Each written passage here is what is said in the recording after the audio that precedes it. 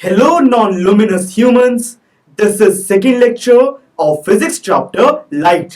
इस लेक्चर में हम रिफ्लेक्शन और स्फेरिकल मिरर्स के बारे में बात करेंगे। तो फिर आइए लेट्स बिगिन।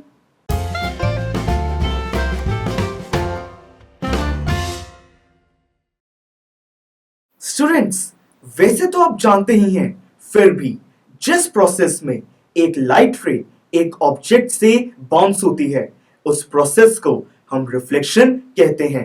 रिफ्लेक्शन के दो लॉज हैं। पहला लॉ कहता है कि angle of incidence angle of reflection के इक्वल होता है। एंगल ऑफ इंसिडेंस वो होता है जो एंगल इंसिडेंट रे और नॉर्मल एक्सिस फॉर्म करता है। रिफ्लेक्टेड एंगल वो होता है जो एंगल रिफ्लेक्टेड रे और नॉर्मल एक्सिस फॉर्म करता है। ये दोनों एंगल्स इक्वल होते हैं। अब इसको एक्सप्लेन करते हुए मैंने एक टर्म यूज की है, वो है नॉर्मल एक्सिस। ये नॉर्मल एक्सिस क्या होता है? देखिए, जिस पॉइंट पे इंसिडेंट रे उस रिफ्लेक्टिंग ऑब्जेक्ट से मीट करती है, अगर हम उस पॉइंट से एक टेंजेंट ड्रॉ करें और उस टेंजेंट पर हम उसी पॉइंट से एक परपेंडिकुलर ड्रॉ करें तो उस परपेंडिकुलर को हम नॉर्मल एक्सिस कहेंगे। नॉर्मल एक्सिस उस टेंजेंट पर 90 डिग्री एंगल फॉर्म करता है। तो ये था फर्स्ट लॉ। सेकेंड लॉ कहता है कि इंसिडेंट रे, नॉर्मल एक्सिस और रिफ्लेक्टेड रे ये तीनों एक ही प्लेन पे लाई करती हैं। मतलब कि इन तीनों लाइंस के एडजेसेंट एक प्लेन हो सकता है। फॉर एग्जाम्पल, अगर हम एक मिरर की तरफ लेजर लाइट थ्रो करें तो उसकी जो रिफ्लेक्शन है वो उसी प्लेन की एडजेसेंट होगी। ऐसा नहीं है कि उसकी रिफ्लेक्शन कहीं और रूफ पे चली जाए। तो ये थे रिफ्लेक्शन के दो लॉस। सर, अब प्लेन मिरर्स के बारे में कुछ बताइए ना। प्लेन मिरर एक वर्चुअल और इरेक्ट इमेज फॉर्म करता है। दोस्तों, इमेजेस दो टाइप की होती हैं, रियल इमेज और वर्चुअल इमेज। रियल इमेज वो होती है जिसमें लाइट रेज एक्चुअली एक पॉइंट पे मीट करती हैं, और जो इमेज जिसको हम एक स्क्रीन पे ऑब्टेन कर सकते हैं। फॉर एग्जाम्पल, जब हम एक सिनेमा हॉल में जाते हैं तब वहां पर हमारे सामने एक स्क्रीन होती है, पीछे एक प्रोजेक्टर से जो लाइट आती है उससे हमें इमेजेस दिख पाती हैं।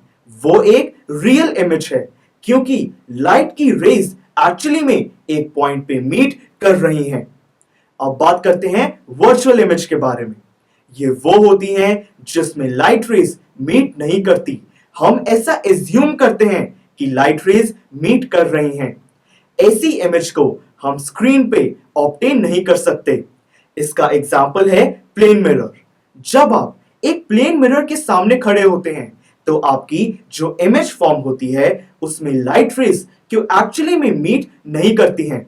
देखिए, अगर हम उस मिरर के सामने एक स्क्रीन रख दें तो क्या तब भी आपको अपनी इमेज दिखाई देगी? नहीं दिखाई देगी। यानी कि एक वर्चुअल इमेज को हम स्क्रीन पे ऑब्टेन नहीं कर सकते हैं। तो ओवरऑल जो प्लेन मिरर है वो एक वर्चुअल और इरेक्ट इमेज प्रोड्यूस करता है। इरेक्ट का मतलब है सीधी इमेज। एक जो प्लेन मिरर है वो जो इमेज फॉर्म करता है वो ऑब्जेक्ट के साइज के बिल्कुल इक्वल होती है। और तो और ऑब्जेक्ट मिरर के जितना आगे खड़ा होता है, इमेज मिरर के उतनी ही पीछे फॉर्म होती है। सर, और ये लेटरली इन्वर्टेड भी होती है, यानी कि ऑब्जेक्ट का लेफ्ट साइड इमेज का राइट साइड बन जाती है और वाइस वर्सा। करेक्ट। जिन मिरर्स का रिफ्लेक्टिंग सरफेस कर्व्ड होता है उन्हें हम स्फेरिकल मिरर्स कहते हैं। ये दो टाइप के होते हैं, कनकेव मिरर और कन्वेक्स मिरर। कनकेव मिरर्स वो होते हैं जिनका रिफ्लेक्टिंग सरफेस अंदर की तरफ कर्व्ड होता है। For example, spoon. स्पून की जिस साइड से हम खाते हैं वो एक कनकेव मिरर को रिप्रेजेंट करती हैं। कन्वेक्स मिरर वो होता है जिसका रिफ्लेक्टिंग सरफेस बाहर की तरफ पॉइंटेड होता है, यानी कि बाहर की तरफ वो मिरर कर्व्ड होता है। इसका एग्जाम्पल है स्पून की उल्टी साइड वो एक कन्वेक्स मिरर को रिप्रेजेंट करती है। Yes sir. और एक मिरर के रिफ्लेक्टिंग सरफेस के ऑपोजिट जो सरफेस होता है वो शेडेड होता है, उससे लाइट रिफ्लेक्ट नहीं करती। राइट। अब इससे पहले कि हम इमेज फॉर्मेशन की तरफ बढ़ें, कुछ टर्म्स हैं जिनको समझना बहुत जरूरी है। आइए इनको वन बाय वन स्टडी करते हैं। देखिए, ये जो स्फेरिकल मिरर है, इसका जो सेंटर होगा वो रेड डॉट, वो एक पोल है, उसको हम रिप्रेजेंट करते हैं कैपिटल पी से। अब अगर इसी स्फेरिकल मिरर को हम कंप्लीट करके एक सर्कल फॉर्म करेंगे, तो इस सर्कल का जो सेंटर है उसे हम सेंटर ऑफ कर्वेचर कहते हैं। इसे हम रिप्रेजेंट करते हैं एक कैपिटल सी से। सर, क्या इस सर्कल के रेडियस के लिए कोई टर्म है? बिल्कुल है। सेंटर से पोल तक के डिस्टेंस को हम रेडियस ऑफ कर्वेचर कहते हैं। इसको हम कैपिटल आर से रिप्रेजेंट करते हैं।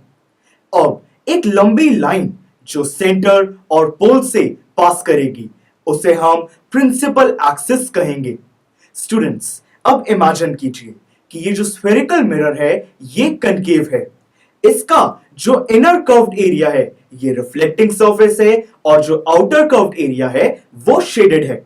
अब लेफ्ट साइड से एक लाइट सोर्स से कुछ लाइट रेज आ रही हैं। जब ये कनकेव मिरर पे अलग अलग पॉइंट्स पे टच होंगी, तब ये इक्वल एंगल ऑफ इंसिडेंस और equal angle of reflection form करेंगी, और ये सब एक पॉइंट पे मीट कर रही हैं। उस पॉइंट को हम कहते हैं प्रिंसिपल फोकस पॉइंट, और उसे हम कैपिटल एफ से रिप्रेजेंट करते हैं। इंटरेस्टिंग। सर, ये फोकस पॉइंट से पोल तक के डिस्टेंस को क्या कहा जाता है? उसे हम फोकल लेंथ कहते हैं, और हम उसको स्मॉल एफ से रिप्रेजेंट कर सकते हैं। अब आप पूरे रेडियस और फोकल लेंथ के बीच में एक रिलेशन देख सकते होंगे। यस, आप लोग सही सोच रहे हैं।